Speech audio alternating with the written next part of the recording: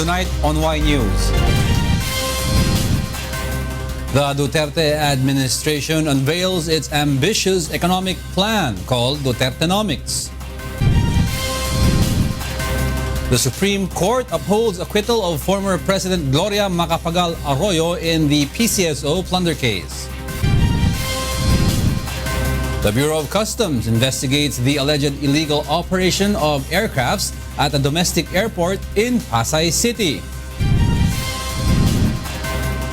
The Supreme Court temporarily suspends the collection of higher real property tax from Quezon City residents. The Department of Justice recommends formal charges against Police Superintendent Rafael Dumlao and several others in connection to the Jee Ick Joo kidnap slay case. And the Philippine Coast Guard in Bacolod intensifies its sea patrol in the Visayan Sea due to possible penetration of Abu Sayyaf militants. From the UNTV News and Rescue Command Center, this is Y News with Angelo Castro III and Darlene Basingan. Good evening. The government has unveiled its so-called Dutertenomics, or the administration's plans, which includes the construction of mega infrastructures in the country. Rosalie Cos will tell us why. Administration's economic managers have unveiled what they call as Dutertenomics, or the government's plans to further improve the country's growing economy.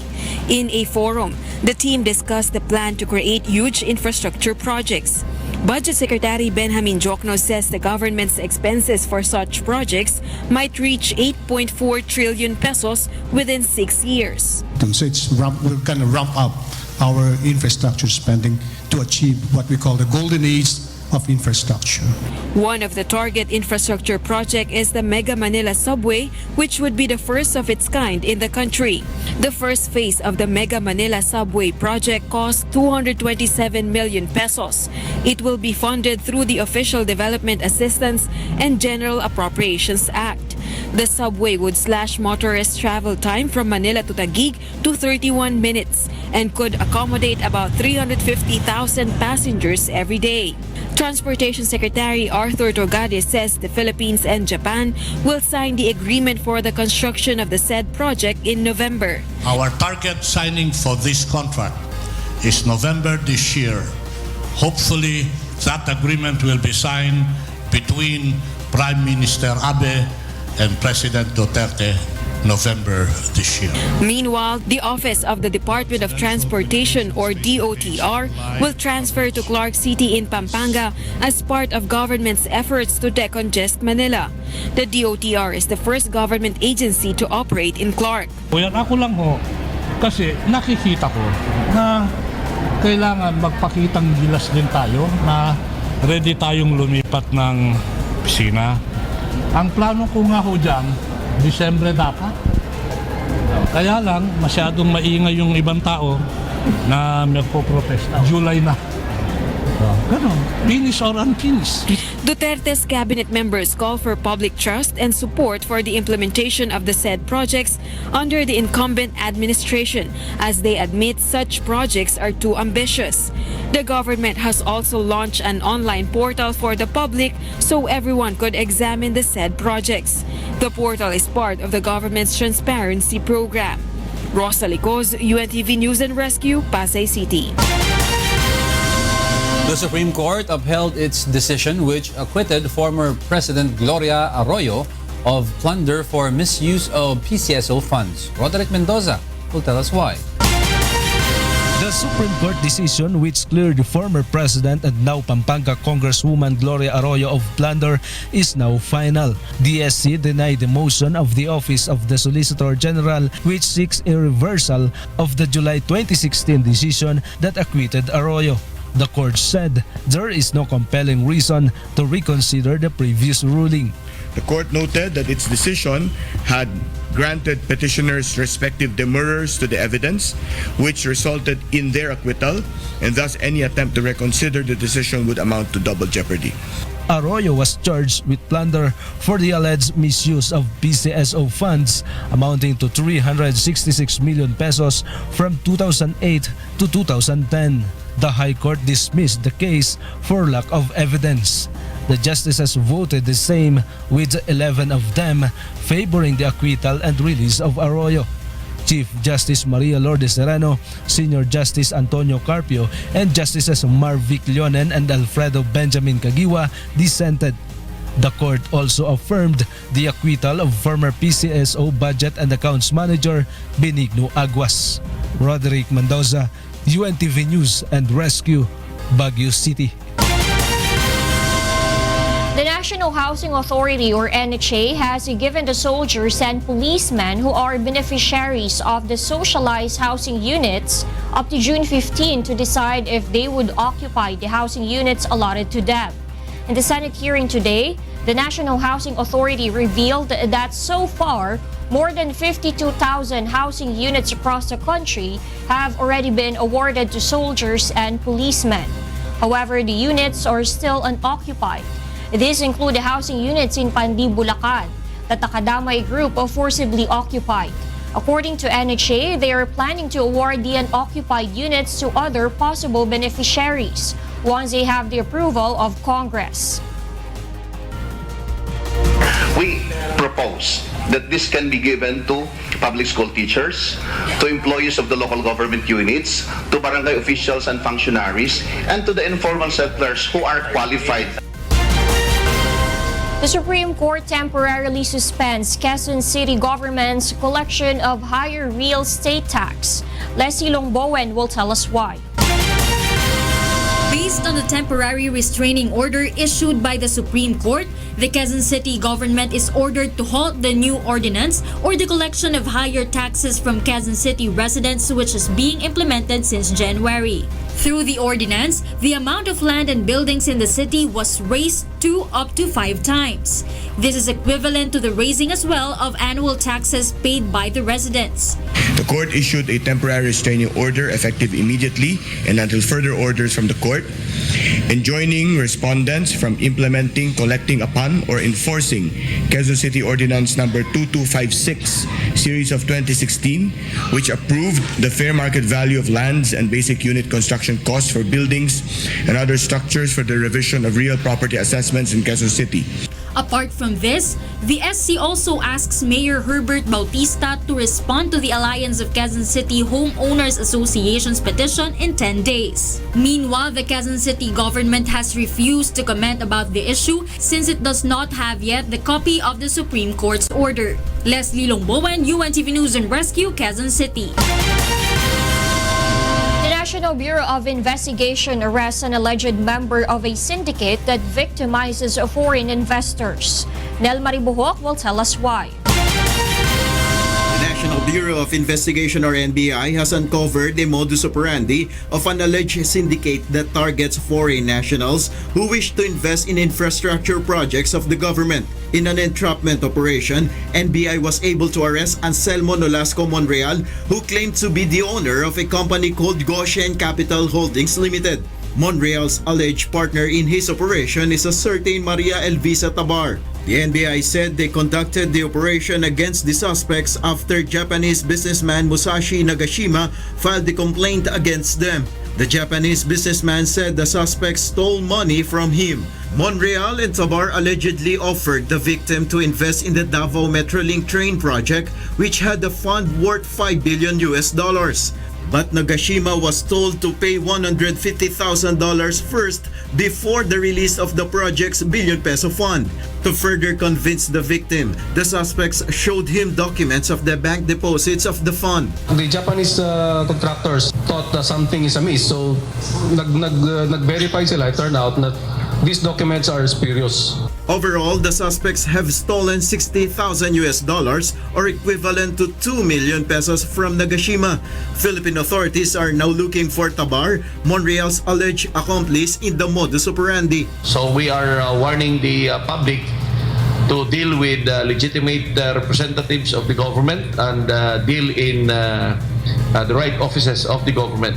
The NBI is also investigating the depth of the operation of the suspects This is after the agency received information that an Australian official also falls prey to a similar modus operandi. Monreal and Tabar are facing charges of estafa and falsification of commercial documents. If proven guilty, the two might face jail time of up to 12 years. Nel Maribuhok, UNTV News and Rescue, Manila.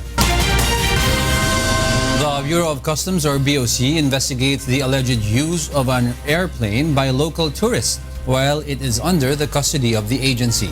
Aiko Miguel will tell us why. The RPC-8538 plane has been under the custody of the Office of the Commissioner and Aircraft Operations Division of the Bureau of Customs or BOC in NAIA since March 29. The plane has been under the custody of the BOC after the Philippine Aerospace Development Corporation Hangar 3 General Aviation Area conducted an inspection at the NAIA Domestic Airport in Pasay City. Authorities say the property custodian of the aircraft in question failed to present the certificate of payment of duties and taxes to the BOC. Based on BOC's record, the aircraft is owned by Skyjet Airlines Magnum Air Incorporated, which are already delisted from Subic Bay Freeport list of locators. Its operation in Subic stopped since 2014. Commissioner Nicanor Fealdon has now ordered an investigation into the allegations that the aircraft's operations is illegal. Nung una galing siya ng Subic, free of tax siya dahil nasa Subic siya, locator siya ron. Ngayon, doon siya nag-ooperate before. Ang term nila doon ay tax-exempt duty-free admission policy ng pag-locator ka sa free zone. Hindi na niya pwedeng i-avail yung privileges or yung tax privileges na naibibigay sa mga locator within Subic kasi lumabas na siya nasa NAIA na siya ngayon The plane is allegedly being rented by local tourists for traveling to several destinations in the country. They're doing yung charter flights subject to investigation. Bakit nga lumilipad ng walang hindi kompleto yung duties and taxes na nabayaran sa gobyerno natin. May kakulangan dun sa proseso ng pag-utilize ng eroplano, ng specific aircraft. The Magnum Air Incorporated is given 15 days to present the necessary documents on the ownership and operational plan of the aircraft. The BOC warns of issuing a warrant of seizure and detention order should the owner of the aircraft fails to provide the requested documents. UNTV tried to get the official statement of Magnum Air Incorporated, but they haven't answered our calls. Aiko Miguel, UNTV News and Rescue, Bureau of Customs. More than 20 individuals were killed in a road accident in Caranglan, Nueva Ecija this morning. So Nana will tell us why. 26 were killed and many are now being treated at several hospitals after a passenger bus fell into a ravine in Barangay Kapintalan, Caranglan, Nueva Ecija around 11 in the morning today. Pictures of the scene showed the bus was divided into two parts after it fell into the almost 100 feet deep ravine. Rescuers were having difficulty rescuing the victims and have even used ropes to carry up the dead bodies. Based on initial investigation, the driver of the Leomaric Trans bus lost control of the brakes while traveling from Isabela to Ilocos Sur. Authorities are now determining the identities of the casualties and injured in the accident. Some of the injured were brought to the Nueva Vizcaya Provincial Hospital and Veterans Regional Hospital in Bayumbong, Nueva Vizcaya. Malacanang expresses condolences to the families of the victims and guarantees that the culprits will be held accountable. Joan Nano, UNTV News and Rescue, Philippines. Meanwhile, identification of fatalities is ongoing at the Santa Fe Nueva Vizcaya Municipal Clinic, where some of the victims of the bus accident in Caranglan, Nueva Ecija were rushed early this evening. From among the 11 bodies brought to the clinic, only 2 have been possibly identified as of this moment. They are Juanita Monina, 58 years old, from Kinapawan, Nueva Vizcaya, and Rolando Manaug, 50 years old, from Alicia, Isabela. Based on the bodies, some of the fatalities were children. The PNP in Nueva Vizcaya invites possible kin of the victims to contact their hotline numbers flashed on our screen to help in the identification of the victims. Meanwhile, the Metropolitan Manila Development Authority or MMDA removed all trashes, tarpaulin, and other road obstructions that affects the flow of vehicles along Barangay Bagong Lipunan, Crame, Quezon City earlier this morning. The agency apprehended only few illegally parked vehicles. The MMDA said the residents were informed early about their operation. It also thanked the residents who cooperated in their effort. Yes, kasama to sa napag-usapan with the barangay chairman. Actually, siguro, yung iba kasing representatives, they're asking for more time pa bago nila tanggalin. Pero ito na yung napag-usapan naming araw and we have deadline din dahil marami pang barangay na iikutan. Meanwhile, MMDA also plans to inspect wet markets in Baclaran, Parañaque City on Thursday, April 20. This is to demolish stalls of illegal vendors occupying the road, which causes heavy traffic in the area. Motorists can expect shorter travel time along North Luzon Expressway as soon as its Harbor Link Segment 10 project is completed. Joanano will tell us why. The Department of Transportation or DOTR and the Department of Public Works and Highways or DPWH ordered the Basis Conversion and Development Authority to fast-track the construction of the NLEX Harbor Link Segment 10. It is a private-public partnership project that links the Segment 9 of MacArthur Highway in Valenzuela and C3 Road in Caloocan City. The 10.8 billion peso worth road project is 5.8 kilometers long. The date for the Segment 10's completion is supposed to be next year. However, Transportation Secretary Arthur Tugade says the road project has to be completed this year because motorists need to use it at the soonest possible time. Dapat lang, hindi na ini-inspection ngayon ito. Dapat pinapakinabangan na. Hindi ho nangyari yon. Kaya itinutulak para matapos. The NLEX Harbor Link Segment 10 is now more than 50% complete. The said road project is expected to make faster the travel of trucks from the Manila Port area to provinces in central and northern Luzon.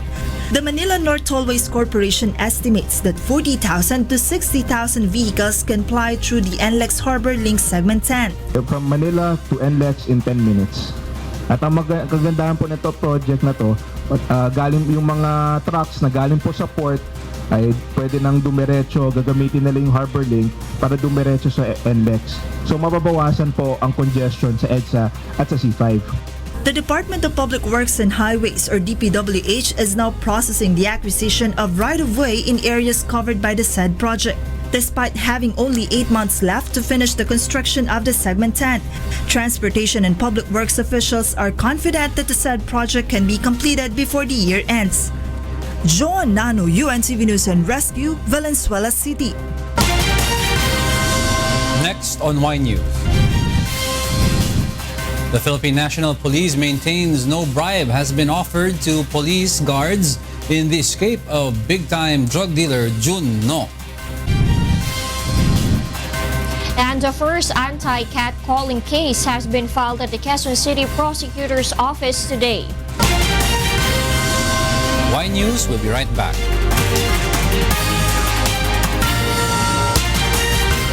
The Philippine National Police assures that no bribe happened when big-time drug dealer Jun No escaped from police custody. Grace Casin will tell us why.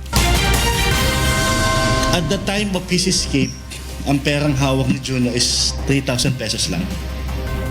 So, napaka-imposible na niya na bayaran yung guard.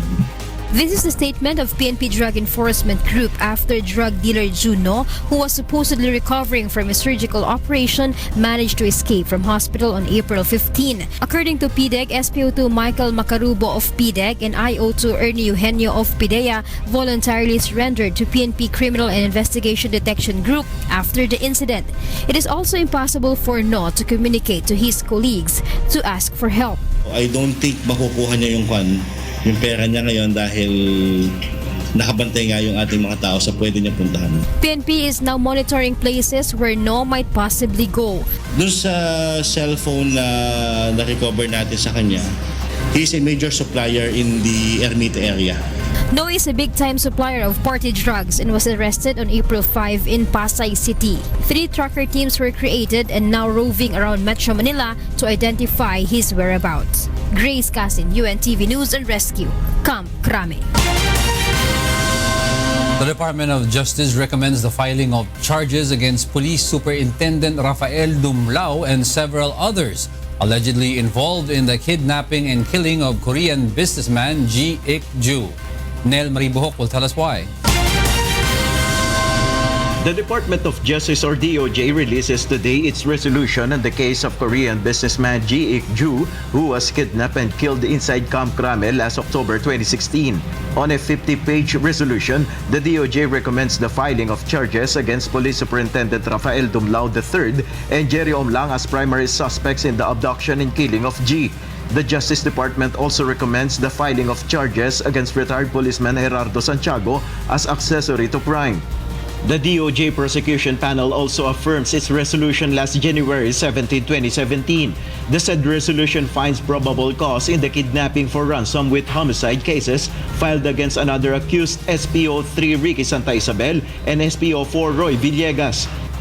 Aside from the said cases, the DOJ also recommends the filing of carnapping charges against Santa Isabel, Dumlao, Omlang, Villegas, and a John Doe for stealing a Ford Explorer registered under One-Tech Philippine International Corporation. The said vehicle was used in the crime. Meanwhile, the Justice Department orders the dismissal of the cases against Ramon Yalung, Attorney Ricardo Diaz, Attorney Jose Yap, Ruel Bolivar, Police Superintendent Alan Macapagal, Christopher Grunberg, Epifani Gotera, Teodelito Taripe, Kevin Enriquez, Robert Tobias, and Bernard Maraya due to lack of probable cause in the cases filed against them. Meanwhile, the PNP supports the Department of Justice, expressing high hopes that this development will help in unveiling the truth behind the killing of the Korean businessman. Nel Maribuhok, UNTV News and Rescue, Manila. First case involving the violation of Quezon City's anti-catcalling ordinance is filed today. Monokson will tell us why. A driver of Uber taxi is now facing a sexual harassment case for allegedly harassing the daughter of Department of Environment and Natural Resources or DENR Assistant Secretary Romel Abisamis. Based on the victim's statement, Uber driver Juanito de Andres Bornillo told her that he wanted to apply as Abisamis' family driver so he could bring her to movies. Juanito allegedly asked the victim if she has a boyfriend, and if that's the case, they can make babies because she's beautiful. Asek Abisamis calls such an incident very worrisome. Dapat talaga kinukorek yung mga ganyan na hindi lahat ng pasahero ay pwede nilang ang dating dyan ay parang bastos. No? Kasi personal niyayaya kang mag-date, niyayaya kang kumain sa labas. The anti-catcalling ordinance of Quezon City prohibits any forms of harassment of women and men, such as wolf whistle, catcalling, asking for a woman or a man's cell phone number, or initiating a conversation with them about sex. Under the ordinance, violators will face a fine of 1,000 pesos to 5,000 pesos and imprisonment of up to a month. Aside from criminal charges, Attorney Ariel Inton of the Lawyers for Commuter Safety and Protection also filed a complaint in the LTFRB. Violation nun driver na pwedeng maapektuhan yung accreditation ng Uber. If you could recall, marami na rin kasing mga reklamo, hindi lang ito, committed allegedly by Uber drivers. Asek Abisamis, meanwhile, is hoping that Congress will adopt the said ordinance so it could be implemented nationwide. The anti-catcalling ordinance of Quezon City is the only law in the country that penalizes those who harass women or even men. Victims of catcalling say if the Congress decides to adopt the ordinance, lawmakers should study it carefully so it could benefit everyone. Mon Hokson, UNTV News and Rescue, Quezon City. Dr. Saji Jaja Sinulinding and his security escort identified by the name Hamid were reportedly gunned down inside the Cotabato Doctors Clinic this morning. Dr. Sajid Sinulinding was an ophthalmologist and the younger brother of DOH ARMM Secretary Dr. Kadil Sinulinding Jr. The DOH extends its condolences to Sinulinding's family and vows to support efforts in the pursuit of justice in the senseless killing. The Philippine Coast Guard has intensified its monitoring of islands in the Visayas. Leslie Longboen will tell us why.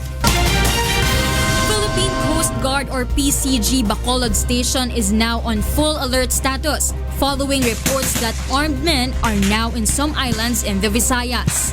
Authorities are strictly inspecting ships from Mindanao and monitoring the security in entry and exit points in the islands, especially at ports where members of Abu Sayyaf Group could possibly enter.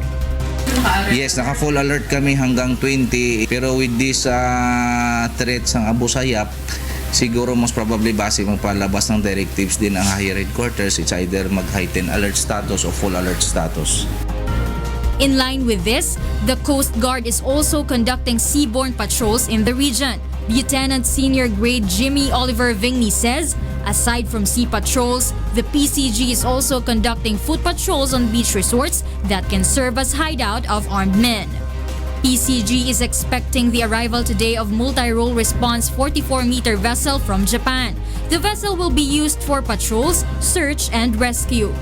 The Coast Guard remains on alert despite unconfirmed reports that the Abu Sayyaf Group is able to penetrate Negros. For now, medyo padalas-dalas ang seaborne patrol namon kay para to secure the areas ang Negros. Leslie Longbowen, UNTV News and Rescue, Philippines. Davao City Mayor Sara Duterte Carpio reminds mountaineers and tour operators to refrain from entering Mount Apo. The mayor claims gathering evidence that some are illegally hiking at the said mountain. Mayor Duterte Carpio warns of penalties against those found violating the said policy. Mount Talomo is a protected area because of its ecological value. It also serves as the recharge area of Talomo Lipadas watershed and home to thousands of eagles. The mayor also orders the creation of an ecotourism and cultural plan that would prohibit any activities that damages the environment in the province. Those are the reasons behind the news. April 18, 2017. I'm Angelo Castro III. Reasons we delivered to you as they unfold. I'm Darlene, Basingan. Because we need to know. We will always ask why. Thank you for watching. Why News.